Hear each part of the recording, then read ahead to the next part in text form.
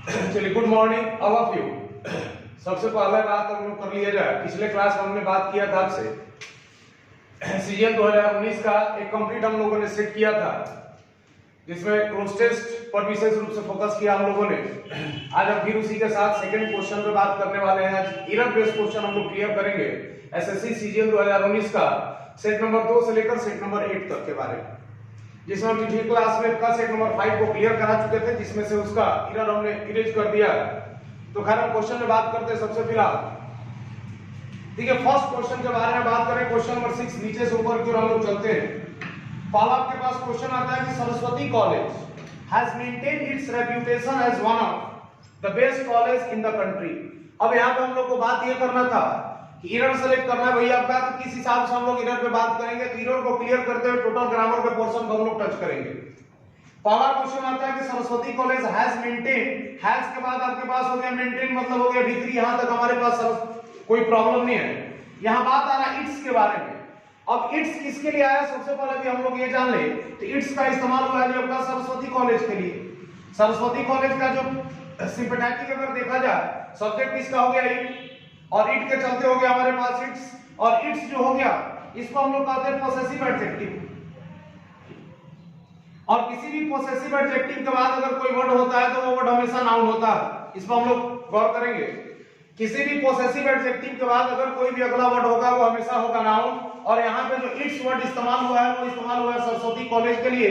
Saraswati college का जो subjective case हो गया इट, और इट के चलते हो गया यहाँ पे इट्स, एंड इट्स हो गया पोसेसिव एडजेक्टिव। पोसेसिव एडजेक्टिव के बाद हो गया आपके पास नाउन, रेप्यूटेशन।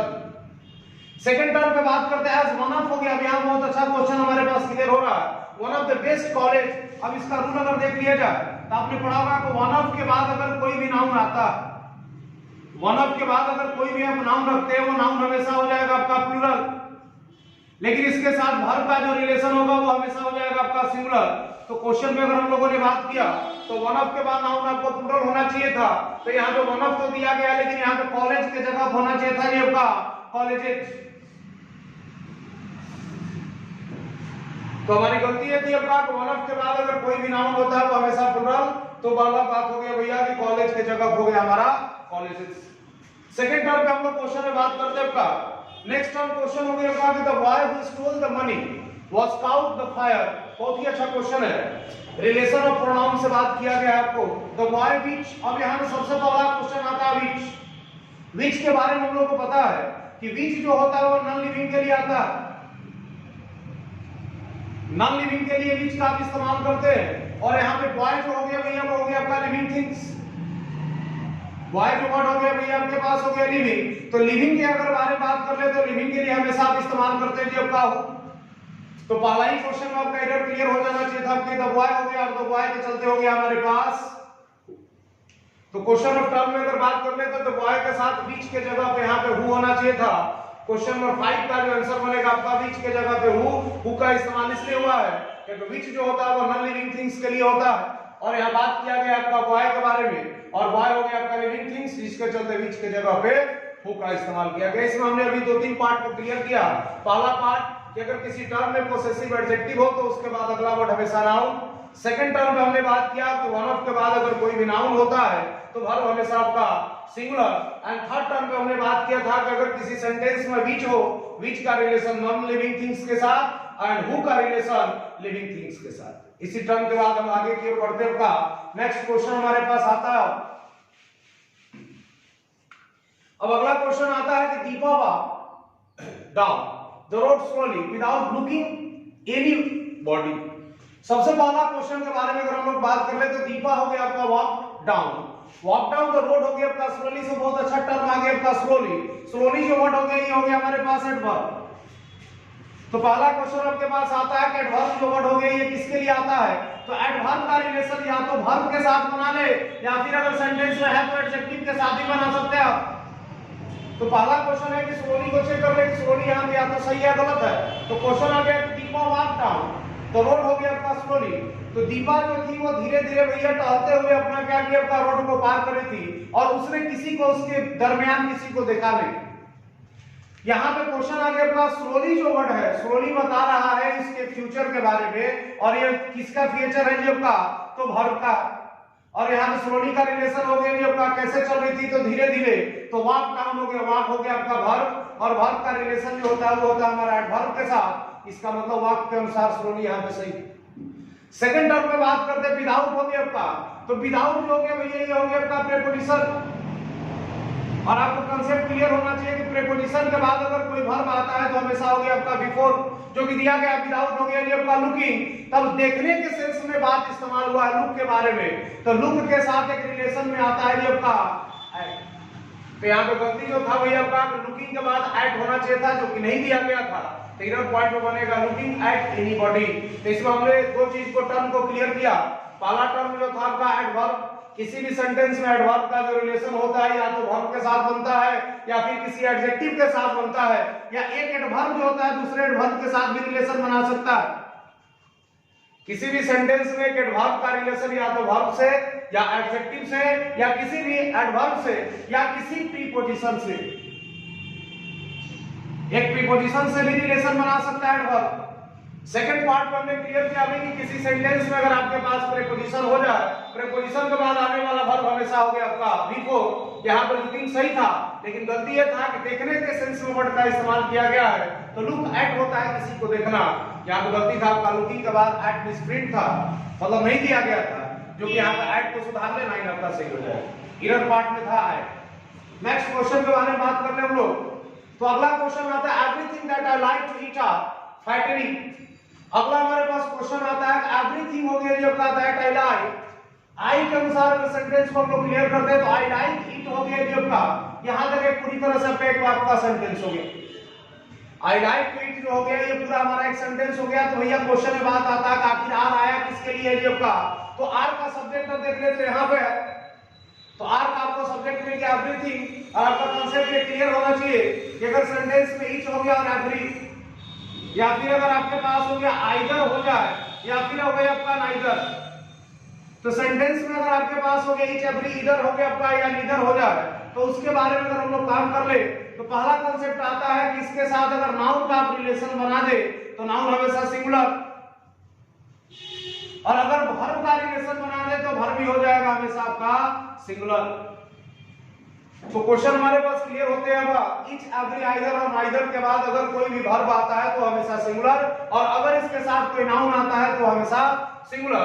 तो इस आधार पर अगर क्वेश्चन को देखा जाए तो एवरीथिंग के हिसाब से अगर काम कर ले तो एवरीथिंग के हिसाब से हो गया आपका आर की जगह पर ईच, तो टर्म में गलती था आर की जगह हो गई। और इसमें बेहतर क्वेश्चन एक समझने वाली बात ये हो गई कि अगर सेंटेंस में आपको एवरीथिंग दिख जाए तो इसके साथ एक बात क्लियर समझ लिया जाए रिलेशन में कि अगर इसके साथ एवरीथिंग हो गया तो कभी आप हु और विच ना लगाए, अगर लगाना है तो भैया आप लगा सकते हैं दैट। किसी भी सेंटेंस में अगर एवरीथिंग का इस्तेमाल किया गया हो तो इसमें हु और विच का इस्तेमाल ना करें, एवरीथिंग के साथ हमेशा दैट जो कि दिया गया है। इसमें गलती ये था आर के जगह होगा ईच, क्योंकि एवरीथिंग के साथ वर्ब हमेशा सपोर्टिव होता है। नेक्स्ट टर्म पे बात करते हैं क्वेश्चन नंबर 2। यहाँ पे क्वेश्चन दिया गया कि मॉडर्न मैन इज बिजी हो गया acquiring more and more wealth and design way to invest in more since हो गया आपका प्लेजर। तो क्वेश्चन को थोड़ा सा एक बार देख लिया जाए ढंग से। क्वेश्चन आपका कह रहा है कि the modern man is busy, इसमें बहुत अच्छा एक टर्म दिया गया है आपका बिजी। बिजी के बारे में अगर हम लोग बात कर ले तो पहला क्वेश्चन समझ ले कि बिजी के बाद अगर कोई वर्ब आता है वो हो गया आपका बिफोर, बिजी के बाद आने वाला वर्ब हो गया हमारे पास बिफोर, और यहाँ पे देखिए बिजी के बाद बिफोर दिया गया है तो यहाँ तक टर्म में कोई समस्या नहीं।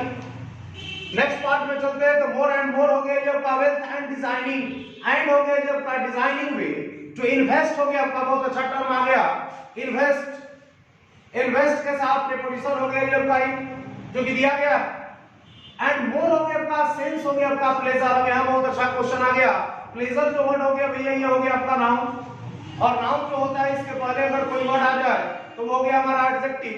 तो यहाँ पे वर्ड आपका जो सेंस दिया गया वो हो गया आपका नाउन जो कि गलत है, और इसका होना चाहिए था आपका सेंसुअल, तो वर्ड हो जाएगा आपका सेंसुअल हो गया आपका प्लेजर, और सेंसुअल जो हो गया आपका डेरिस हो गया आपका एडजेक्टिव। तो टर्म आपका जो था इधर पार्ट में सेंस की जगह पे कर ले आपका सेंसुअल, क्योंकि प्लेजर हो गया आपका नाउन और नाउन का रिलेशन हमेशा एडजेक्टिव पे से। नेक्स्ट टर्म पे क्वेश्चन में बात करते हैं आपका फर्स्ट क्वेश्चन हो गया आपका prime minister along with the other हो गया minister have left for America। दो क्वेश्चन हम लोग पहले फिलहाल क्लियर कर ले कि अगर देखिए सेंटेंस में अगर लीव हो जाए या अगर सेंटेंस में स्टार्ट हो जाए, किसी भी सेंटेंस में अगर लीव का इस्तेमाल किया गया हो या स्टार्ट हो जाए तो इसके साथ भैया फोर का आप इस्तेमाल करते हैं जब आपको प्लेस बताना हो। किसी भी सेंटेंस में लीव या स्टार्ट हो जाए तो लीव और स्टार्ट के साथ अगर प्लेस हो तो वहां पे आप फोर का इस्तेमाल करें। इसका मतलब हो गया कि लेफ्ट फॉर अमेरिका 100% सही है।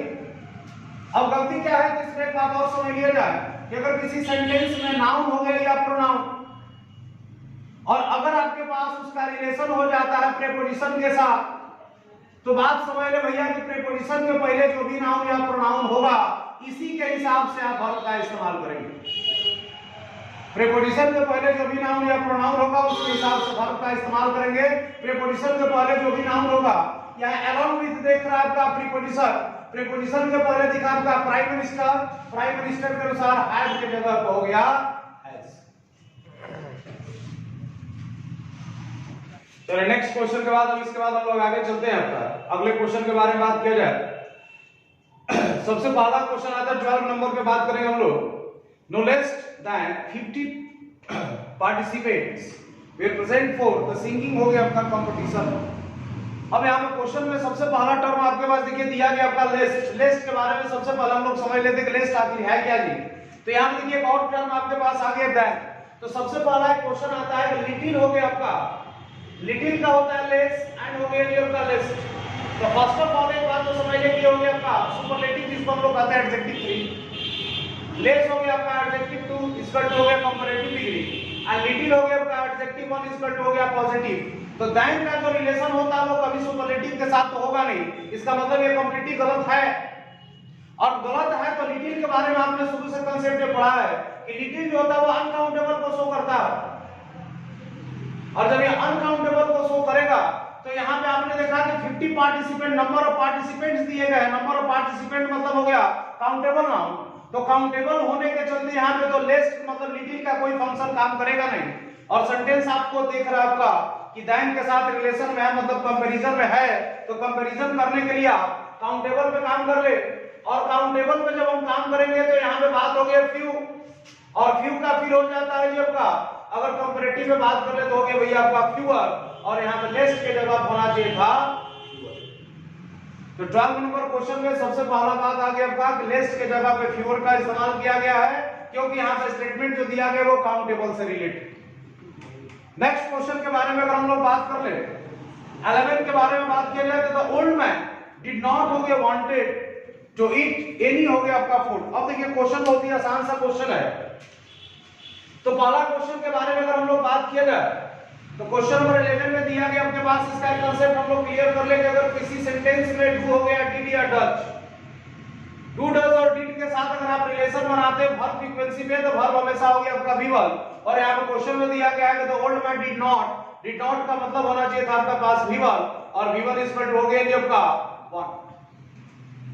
नेक्स्ट टर्म में बात किया जाए बहुत ही अच्छा क्वेश्चन आ गया आपके पास 10 नंबर क्वेश्चन में अगर हम लोग काम कर ले तो 10 नंबर क्वेश्चन का आपका कि my brother who live in Delhi has written me a letter. तो पहला क्वेश्चन आप एक बात कांसेप्ट क्लियर कर ले भैया आपका हु हो गया व्हिच एंड हो गया आपका दैट। किसी भी सेंटेंस में अगर हु व्हिच और दैट का इस्तेमाल किया गया हो तो एक बात तो पहले क्लियर समझ लेना चाहिए आपको कि इसके पहले या तो कोई नाउन आ सकता है या फिर इसके पहले कोई प्रोनाउन आ सकता है। और अगर वो प्रोनाउन आएगा तो उसका जो केस होगा वो हमेशा सब्जेक्टिव होगा। तो किसी सेंटेंस में अगर हु व्हिच और दैट दिया गया हो तो इसका रिलेशन हमेशा या तो नाउन के साथ या फिर प्रोनाउन के साथ, प्रोनाउन का केस हमेशा सब्जेक्टिव। तो इसके साथ अगर आप वर्ब लगाना चाहते हैं तो पहला क्वेश्चन एक बात जान ले कि जो ये नाउन या प्रोनाउन दिया गया है इसी के हिसाब से आप वर्ब लगाएंगे। तो इसके पहले जो भी नाउन या प्रोनाउन है उसके हिसाब से जब हम वर्ब पे काम करेंगे तो क्वेश्चन आपके सामने है कि हु के पहले दिया गया माय ब्रदर के हिसाब से अगर बात किया जाए तो लिव के जगह हो जाएगा आपका लिव्स। क्योंकि गिवन जो होता है वो भैया plural form and V5 is equal to singular form of the verb. And second term पे अगर आप बात कर ले तो यहाँ पे जो हैज दिया गया है हैज भी आया है माय ब्रदर के हिसाब से। तो क्वेश्चन में जो इरर था आपका लिव के जगह हो गया आपका लिव्स। एंड नेक्स्ट क्वेश्चन की ओर हम लोग चलते हैं। Modern man is completely engulfed in the main pursuit of material pleasure and हो गया आपका लग्जरी। अब यहाँ पे सबसे पहला क्वेश्चन ऑफ टर्म के बारे में आप बात कर ले तो क्वेश्चन ऑफ टर्म जो दिया गया आपका, पहला क्वेश्चन ऑफ टर्म जो हो गया आपका कि मॉडर्न मैन इज कंप्लीटली हो गया आपका इनग्रोस। अभी हमने आपको तुरंत थोड़ी देर पहले क्वेश्चन में बात किया और उसमें बताया कि कंप्लीटली देखिए वर्ड जो हो गया वो हो गया आपका एडजेक्टिव, सॉरी एडवर्ब। कंप्लीटली जो हो गया वो हो गया हमारे पास एडवर्ब। एंड यहाँ पे बात जो किया गया है एडवर्ब का, हमने आपको बताया रिलेशन भैया एडजेक्टिव से या वर्ब से या फिर प्रीपोजिशन से या एक एडवर्ब से। पहला क्वेश्चन यहाँ पे आता है कि इनग्रोस जो है वो आपके पास हो गया V1, और V1 जब हो गया तो आपने क्लियर पढ़ा होगा कि am is are was were के बाद कभी आप V1 का इस्तेमाल कर ही नहीं सकते, तो ऐसे यहाँ पे इनग्रोस गलत है। अब समस्या आता है कि यहाँ पे हम वर्ब को रखें या एडजेक्टिव को रखें। एडजेक्टिव को अगर आप रखते हैं तो वो रिलेशन बनाता है किसके साथ, ये आपका नाउन के साथ, और अगर आप वर्ब को रखते हैं तो वर्ब का रिलेशन जब भी होगा तो वो हमेशा किसके साथ हो जाएगा, ये आपका एडवर्ब के साथ। तो वर्ब का रिलेशन तो एडवर्ब से होता है और यहाँ पहले से एडवर्ब आपको दिया गया है, तो ऐसे वर्ड का तलाश किया जाए जिसमें वो वर्ब का भी काम हो जाए, सॉरी एडवर्ब का भी काम हो जाए और हमारे नाउन का भी काम हो जाए। तो हमने एक वर्ड आपका डाला इनग्रोस्ड, मतलब जो मॉडर्न मैन है अभी के सिस्टम में, अभी के जो भी हमारे आधुनिक मानव जो है वो इतने लीन हो गए in the mad pursuit of हो गया मटेरियल प्लेजर, इतने लीन हो गए हैं, किस चीज में लीन हो गए हैं भैया आपका, इन द मैड हो गया परस्यूट ऑफ मटेरियल प्लेजर, मतलब शारीरिक सुखों के बारे में बहुत ज्यादा लीन हो गए हैं। तो लीन हो गए हैं किसके बारे में बात कर रहा है आपका, मॉडर्न मैन। मॉडर्न मैन को सेटिस्फाई किया आपका इनग्रोस, तो मैन को आपका सेटिस्फाई कर दिया इनग्रोस, इसका मतलब हो गया आपका कि सब्जेक्ट मतलब नाउन, नाउन को क्वालिफाई कर रहा है, तो नाउन को क्वालिफाई कर दिया तो ये हो गया एडजेक्टिव।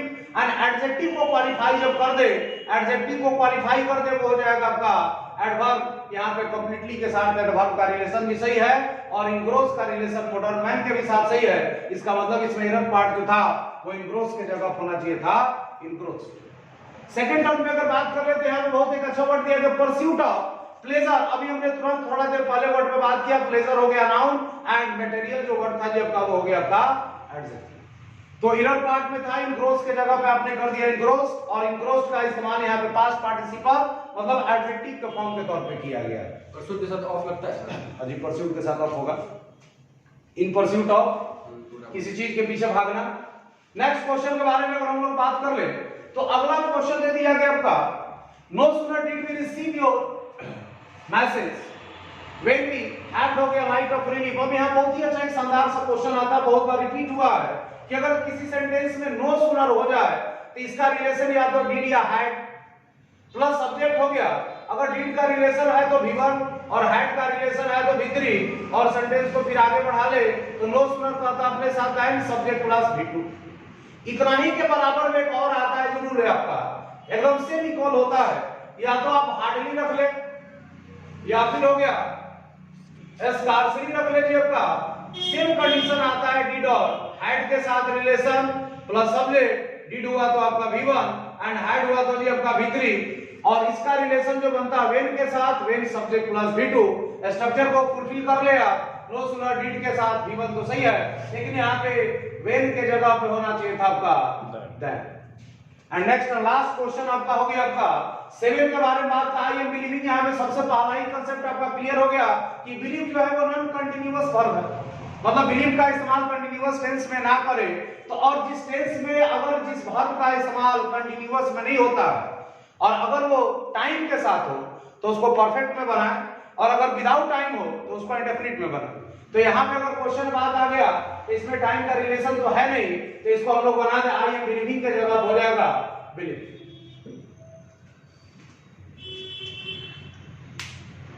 चलिए क्वेश्चन आपका टोटल हम लोगों ने क्लियर कर दिया। सबसे पहला आपका नोटिस करने वाली बात ये हो गई आपका, अभी होली का त्योहार चल रहा है इस वजह से, और एसएससी का एग्जाम भी होने वाला है, तो सबसे पहला क्वेश्चन आपके पास ये होना चाहिए आपका कि सबसे पहले अपने लक्ष्य की ओर फोकस करें और होली में ड्रामा कम और पढ़ाई में विशेष रूप से ध्यान दें। इसके लिए होली के लिए सभी को विजन क्लासेज मतलब ए समीर की तरफ से सभी को हार्दिक बधाई।